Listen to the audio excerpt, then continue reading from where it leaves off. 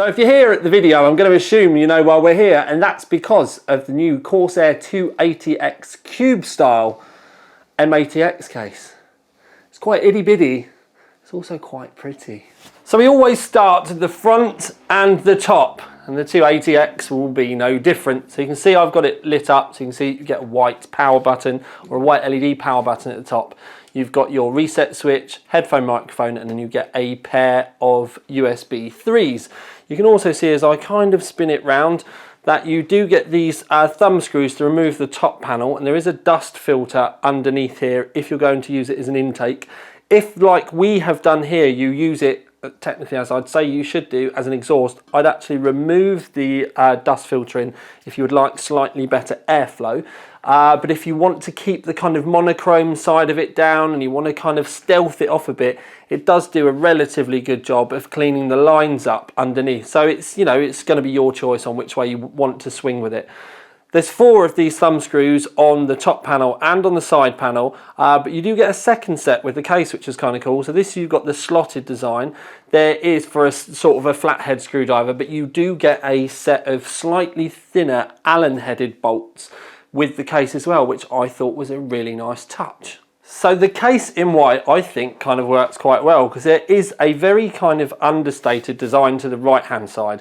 This is the back half of the case. This is the business side. This is where all your main hardware components like your motherboard and your graphics card go. But you can see they've kept that really nice, slim, sleek line to the right hand side off on that side to kind of differentiate it too, and you get the glass on the business side.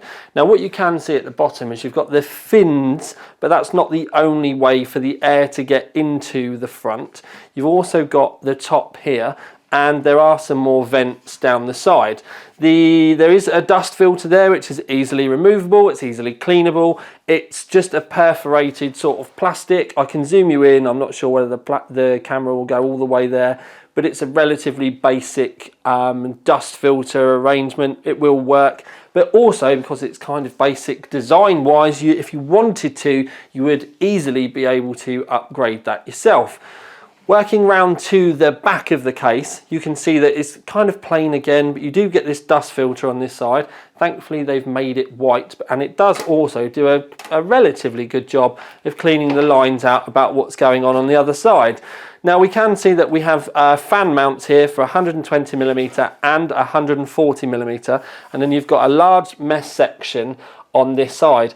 Now I think I've done the screws up too tight. I think I must have been the Hulk when I did these up last time. So I've just taken this off just to show you. So when we do get to the inside of the case, you can see that the rear section of the dust filter and the mesh was for the power supply itself. Now when we come round to the back, what I can actually say is you can kind of mount them both ways around, which is kind of a nice normal kind of thing anyway. But if you were to flip it the other way around, you might end up, like I said, running into some airflow issues. But it really it's going to depend on, you know, the sort of thing that you're looking for. There is a little bit of room around the back of the power supply, but not a great deal. So this side of things, I'm not 100% sure why they've done it that way. Maybe some power supplies are bolted differently. I've never personally noticed it, but if I was you, I'd make sure that you can see the fan on your power supply. And some people do get confused because I still do get people thinking that power supplies intake air from the back. They don't. They suck it in from this way and then blow it out the back. Now when it's in the main chamber of a case, you don't necessarily need to worry too much about your power supply, because most of the new power supplies now, the fans hardly spin and they don't really move a great deal of air. But when you've got something like this where if it did need to move some air, it's going to be able to access it from somewhere, it would make more sense for you to be able to get it straight from the outside of the case in this instance. We do have 3 2.5-inch mounts up here. This cage can be removed. There's a thumb screw here and then it all lifts out.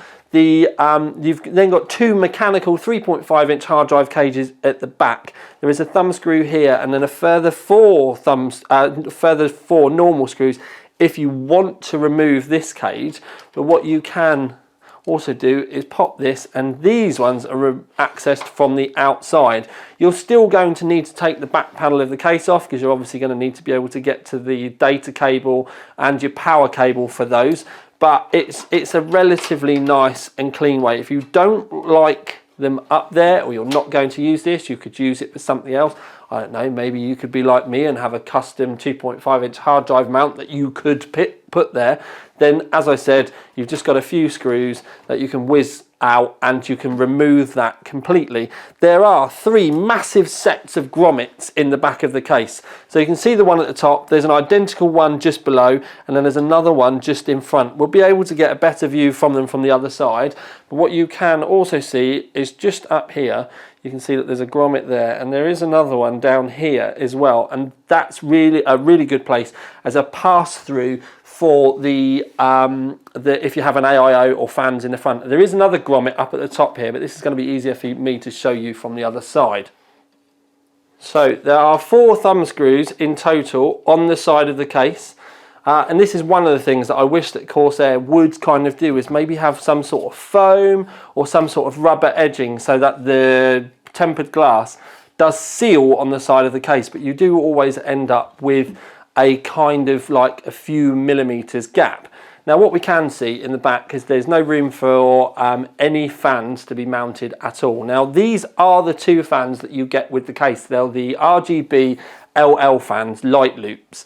Now when it does come from the factory, you'll get one of these fans in the front and you'll get another one in the roof. But what I have done for the review, just to show you that you can get it in there, is I skillfully, and yeah, it's always a good thing on the TTL videos, you can see that we've got a H100i V2 in the roof. So you can easily get that above the motherboard without too many issues. So that's a 240mm radiator with a single set of fans. We put the fans down on this side just so that you could see they were there, but obviously if you wanted to, you could have the fans in the roof, or connected to the roof, and then the radiator slightly below. You can also see the grommets that I was talking about. Now, this is one of the reasons why we come this side. The grommets that I was showing you before, you had the upper and the lower ones, they would have been good or used for ITX motherboards. When it comes to MATX motherboards, you can only see a single one of them. Now, there is another grommet just up here, just above the motherboard, which is quite long, and it is hidden by the AIO, but you can still get cables and such like through.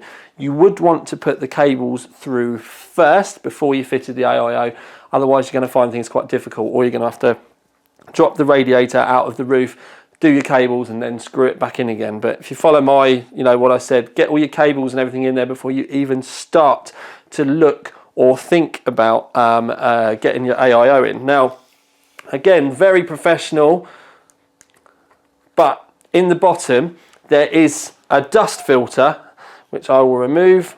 It's just like the one on the side of the case, but this also has mounts for a 240mm radiator or 280mm radiator. Now, what I will say is you can easily get 220mm or 140mm fans in there. If you're going to be running a graphics card like this and it's dual slot, you'll easily be able to get one of those in there and a set of fans. So you'll get about 55mm of total room in there. You could put an AIO in the bottom, fine. Any thicker than that with a GPU, so if your GPU is a triple slot, for example, you're going to need to do your own measuring before. Now you need to remember 30mm for a radiator, 25mm for a fan, thickness wise, and then measure the distance underneath. We have got a Strix GPU in here at the moment. Now we could have fitted an AIO in the front and just about got it in here with our Strix. So you could mount the H100i V2 in the front if you wanted with a Strix, but it is very tight. Total amount of room from the back of the case up to a 25mm fan is 330mm. you'll have to do your own maths with your GPU from that. So if you want to know whether you're going to have enough room to get a RAD in there, or whether you're going to have enough room in there to get your AIO or something in there, take 330mm, remove the length of your GPU from it, and then you'll know whether you've got the spare room to get a RAD in. And an AIO on most brands is about 27 to 30mm. So essentially you're going to need roughly a 300mm GPU or less if you wanted to get it in the front. But this kind of brings us to quite some funky territory, because you can get a 240mm in the roof. If we zoom out, you can get 240mm in the roof. You can technically get 240mm in the front, and you can get another one in the bottom. But I think if I was going to go water cooling with this case, I'd probably have one in the bottom, one in the roof, and have them literally one coming in the bottom, the other one passing out the roof.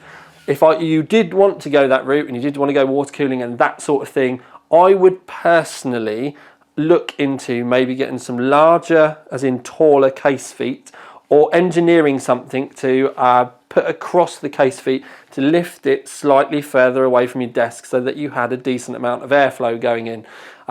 Definitely would need something if you were going to be putting this directly on carpet and then running all the water cooling. Although I don't think many of you will be.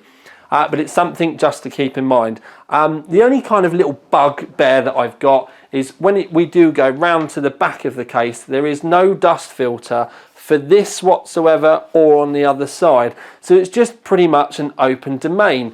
Now, we do have plenty of meshing areas, but the way I've got mine set up here at the moment is we've got a balanced in and an out. So you could end up getting some dust ingress. So it would be one of those weird ones where you kind of want to add some extra fans in there to sort it out. But I just think that it would have been really easy for them to have made a small dust filter to have gone on either side, just to have been able to have cleaned this up and removed any, issues or worries about dust getting in there. Beyond that, as you can see, it's a fairly well laid out case. It's a classic kind of design this side. We love the idea of the bottom, because this, for if you're a budding water cooler, could really open some interesting concepts for you with this. But other than that, I think it does look rather nice. So it's a cracking little small form factor-ish case. I'd personally say that ITX is a small form factor, but you can technically fit it in there. But for an MATX case, they can be a bit hit and miss. But weirdly, something that has kind of come to my mind quite a bit since I've received this is we haven't really had a lot of MATX motherboards lately. Now, that's not necessarily Corsair's problem, but it kind of limits the market as to what you can buy. So I don't know whether the MATX case market is really that big anymore if the manufacturers don't seem that bothered about making some of the decent motherboards for it. For argument's sake, we've not seen any of the new X470 MATX boards come through from the likes of MSI, Gigabyte or Asus yet. But anyway, I digress. There's lots of options with this. My only real bugbear with it is dust filter at the back, and they're still not doing anything about sealing the side panels. And I think some kind of soft white foam or soft white rubber just to kind of clean it up and make it sort of sealed in there would make things a lot better. Because if there's gaps around the outside, and with this there is, you can easily get screwdrivers down there and poke things down. I reckon you're probably talking about at least 3mm of room along this top edge.